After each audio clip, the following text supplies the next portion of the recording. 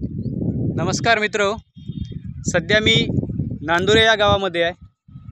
आज होळी असल्याने काही शाळांवर फक्त संवाद झाला, एक-दोन, बाकी तर आज प्रवास आहे। माझ्या मागे जर तुम्ही बघत असाल तर तुम्हाला दिसत आहे कडुनिंबाची झाडच झाडं। आणि हा प्रकार नांदुरा असेल आणि हा जो पूर्ण अकोला जिल्ह्यातला असा पट्टा आहे, अकोला जिल्ह्यामधील जो नांदुरा असेल, त्यानंतर इकडे तेल्हारा असेल, इकडे हिवरखेडपर्यंत या भागामध्ये कडुनिंबाची झाडं सर्वात जास्त आहेत।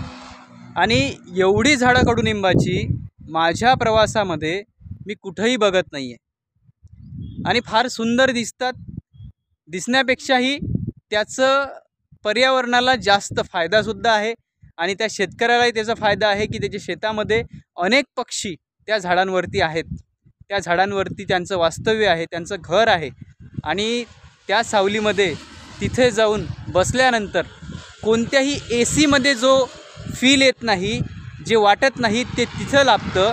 असं सुंदर जीवन आपल्याला जगता येऊ शकतं, तरी आपण का बरं एक व्यर्थ निर्णय घेतो आणि अशा त्या याच्यामध्ये धावायला लागतो की ज्यामध्ये काहीही मिळत नाही आपल्याला, केवळ आणि केवळ आपलं आयुष्य बर्बाद होतं। विचार करा। आणि शेती शिकायची गोष्ट आहे, ती लवकरात लवकर शिका आणि येणाऱ्या पिढीला एक चांगलं भविष्य देऊया। यूट्यूबवर आचार्य प्रशांत तापमान वाढ असं अवश्य सर्च करा।